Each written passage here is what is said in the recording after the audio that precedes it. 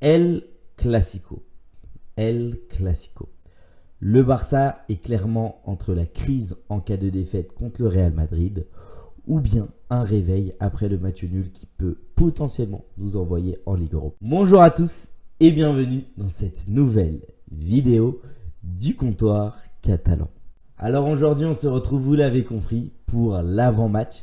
Donc le match qui opposera le Real Madrid face au FC Barcelone à Madrid dans el Estadio Santiago Bernabéu. Pourquoi ce match, pour moi, il tombe au bon moment? Parce que tout simplement avec ce match nul et cette déception en Ligue des Champions contre l'Inter, le Barça n'a pas le temps de se poser des questions.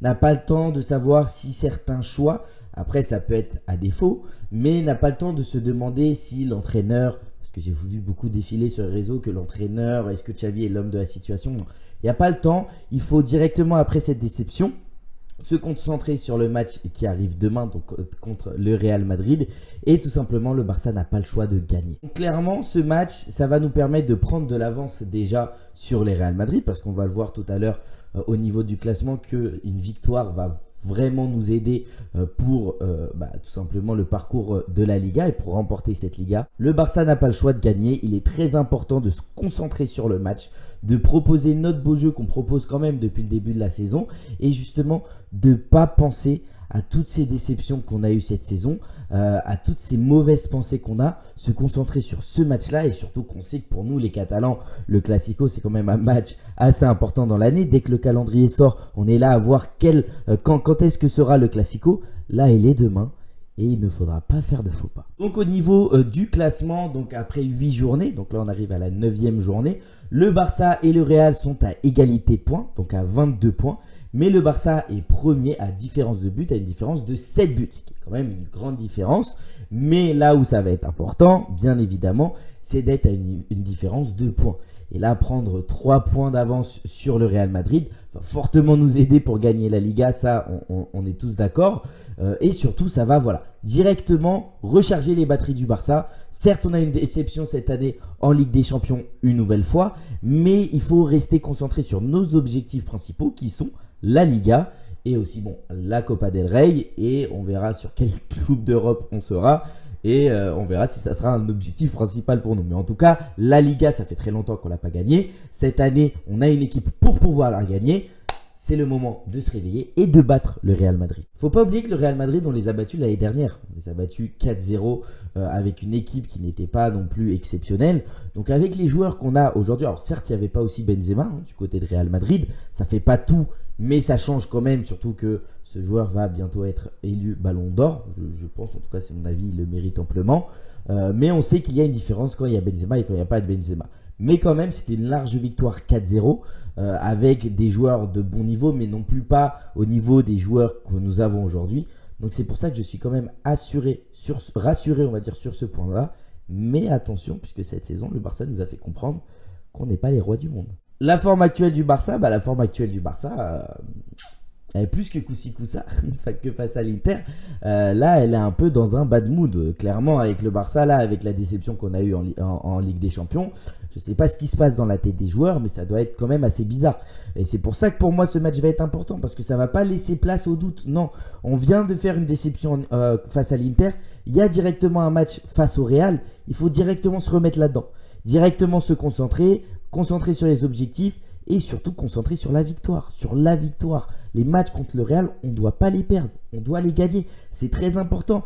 Déjà sur le fait de la confrontation, del Clasico Barça-Real, mais surtout sur le fait que là on joue au Bernabéu, donc pour mettre un coup sur les Real Madrid et imposer notre, on va dire, suprématie de la Catalogne.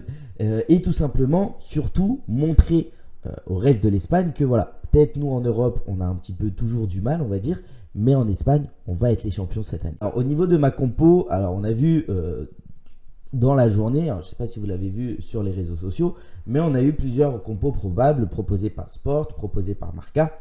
Et clairement, moi je vois un problème, c'est qu'il n'y a toujours pas de Jong. C'est toujours Busquets qui se trouve au milieu de terrain. Je l'aime énormément Busquets, comme je l'ai dit sur l'après-match.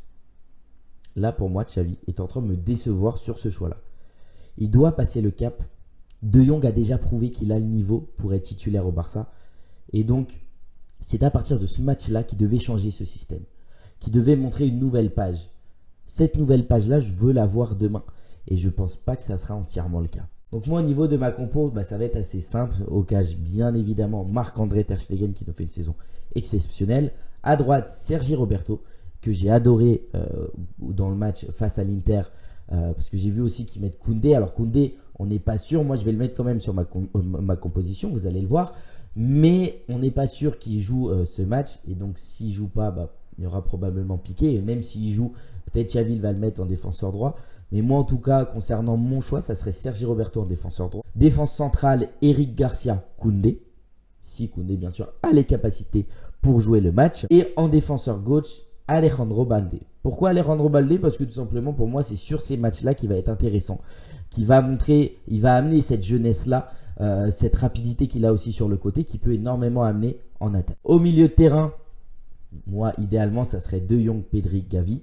Mais je sais qu'il y aura sûrement Busquets. En tout cas, dans ma compo, ça serait De Jong, Pedri, Gavi, qui pour moi est le milieu de terrain du futur et qui doit être le milieu de terrain du présent du FC Barcelone. Concernant l'attaque, on ne va pas trop bouger. Ça va être Rafinha, Lewandowski et Dembélé, qui est une attaque qui cette année prouve quand même qui est assez intéressante et qui marque des buts. J'aimerais un peu plus de Rafinha qui mette des buts.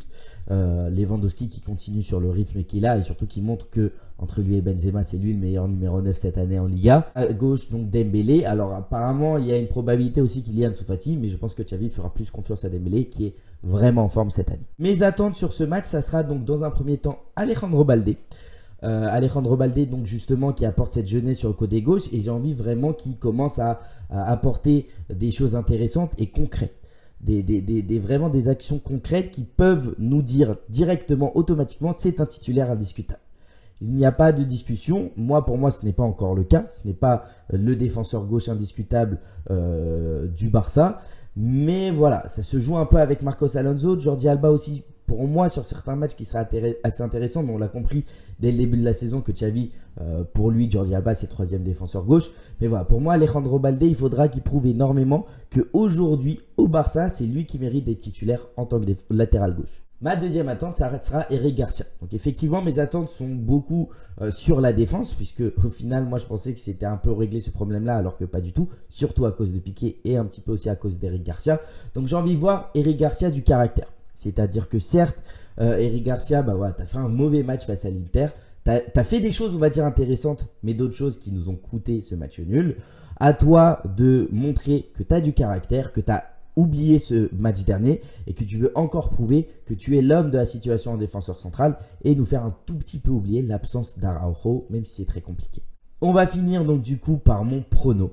Alors mon prono sur ce match, ça sera une victoire une nouvelle fois du FC Barcelone. Alors je sais que sur les pronos, beaucoup de personnes déjà me disent oui, mais tu vas souvent mettre le Barça vainqueur. Moi je vous dis sincèrement ce que je pense.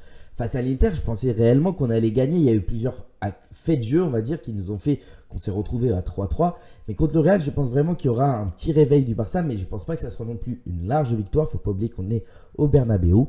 Et je pense qu'il y aura une victoire 1-2 pour le FC Barcelone.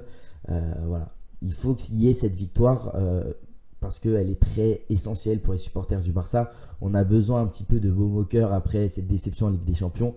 Donc je compte sur Xavi et je compte sur tout le monde pour se donner à fond et pour gagner ce Classico-là. Ça sera tout pour moi pour cette analyse Real Madrid FC Barcelone. J'espère que mon analyse vous aura plu. N'hésitez pas à me mettre la vôtre dans l'espace de commentaires et surtout votre prono.